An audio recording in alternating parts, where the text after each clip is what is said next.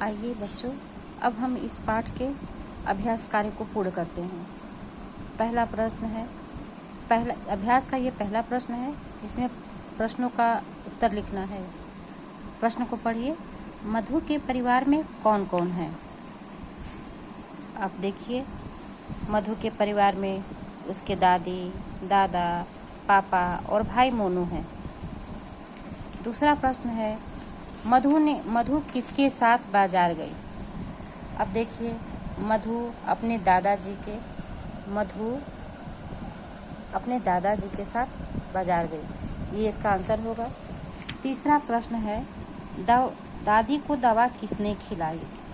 अब आप इस पाठ को पढ़ेंगे तो आपको खुद पे खुद इसका आंसर मिल जाएगा। तो दादी की दवा जो है,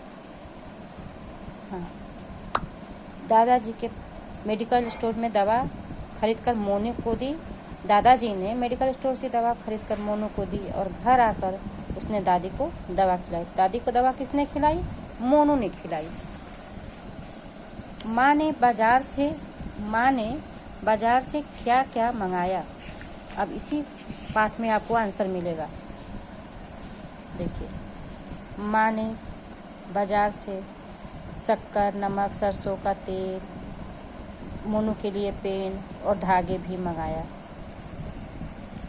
अगला प्रश्न है, सीखने की पहली पाठशाला किसे कहते हैं? तो देखिए, आपका ये पॉइंट दिया हुआ है। परिवार जो होता है वो पहली पाठशाला होती है हम सभी का। तो सीखने की पहली पाठशाला परिवार है। नेक्स्ट है, परिवार के साथ मिलकर हम क्या क्या करते हैं? परिवार के, देखिए यहाँ इसका आंसर देखिए, परिवार के साथ मिलकर हम खाना खाते हैं, मिलजुल कर त्यौहार मनाते हैं, साथ साथ घूमते हैं। किसी के बीमार होने पर परिवार के सभी लोग देखभाल करते हैं और परिवार एक दूसरों की ज़रूरतों को पूरा करते हैं। अगला प्रश्न है, गुल्लक के पैसे से मधु और मोनू क्या खरीदेंगे? गुल्लक के पैसे से मधु और मोनू पढ़ने की एक मेज खरीदेंगे। मधु के परिवार में क्या क्या काम होता है? मधु के परिवार में, अब आइए देखते हैं। मधु के परिवार में खेती का काम होता है, कपड़ों की इस्त्री होती है। इस तरह से इस प्रश्नों का आंसर हम लिखेंगे।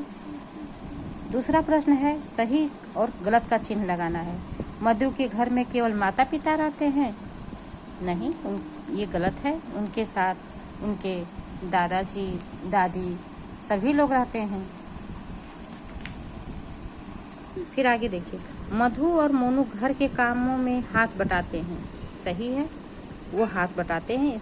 ये पॉइंट आपका ख वाला सही है। परिवार हमारी पाठशाला है, पहली पाठशाला है, ये भी सही है। मोनू और मधु पेड़ पौधों की देखभाल करते हैं। तो आपने देखा होगा कि मोनू और मधु आपकी बुक में ही दिया है, पेड़ पौधों की देखभाल करते हैं। सही है, ये भी कॉलम सही है।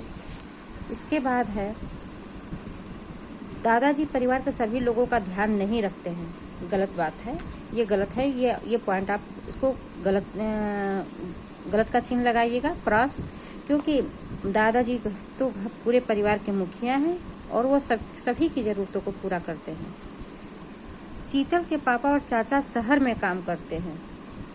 यह भी सही है, शीतल के पापा और चाचा शहर में काम करते हैं। मधु ने सुरेश चाचा को प्रणाम नहीं किया।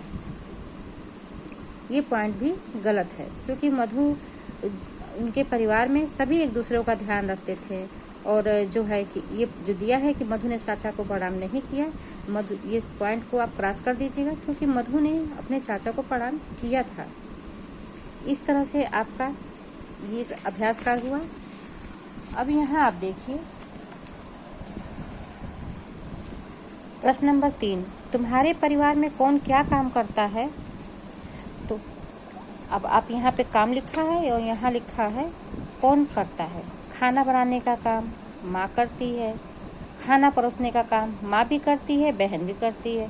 पानी भरने का काम माँ भी करती है, या आपकी चाची करती होंगी या बहन करती होंगी, उनका नाम इसमें लिखेंगे। कपड़े धोने का काम आप स्वयं धोते हैं कि माँ धोती है कि आपकी बड़ी बहन धोती है, जो भी है उनको लिखेंगे कि हाँ दीदी, बहन, चाहे माँ, जो भी होगा इस कॉलम में आप भरेंगे। खेती करने का काम पिता करते हैं या दादाजी करते हैं या चाचा करते हैं, उनको आप इसमें लिखेंगे। सब्जी या अनाज बेचने का काम कौन करता है आपके सदस्य घर के, उनका नाम लिखेंगे। और आपको पढ़ाई में मदद करना, यानी पढ़ाई में मदद कौन करता है, आपके पिताजी करते हैं या बड़े भाई या बहन करते हैं, उनका नाम आप इसमें लिखेंगे। तुमने अपने परिवार के लोगों से क्या क्या सीखा। बच्चों, इसमें आपको ये बताना है कि दादाजी से आपने क्या सीखा, दादी से क्या सीखा, माँ से क्या सीखा और पापा से क्या सीखा। तो आप जो है इसमें अपने परिवार के जो है कि जिससे जो सीखे हैं उसका नाम लिखेंगे। इसके बाद है अपने परिवार के लोगों का चित्र बनाओ या फोटो चिपकाओ। आपको इसमें अपने परिवार के लोगों का इस कॉलम में प्रश्न नंबर 5 में चित्र बनाना है या तो फोटो चिपकाना है। इस तरह से इस पाठ के सारे अभ्यास कार्य को आप कंप्लीट करेंगे और अपने कॉपी में नोट करेंगे। अब अगले दिन जो है कि आपका दूसरा चैप्टर पढ़ाया जाएगा। ओके बेटा, धन्यवाद।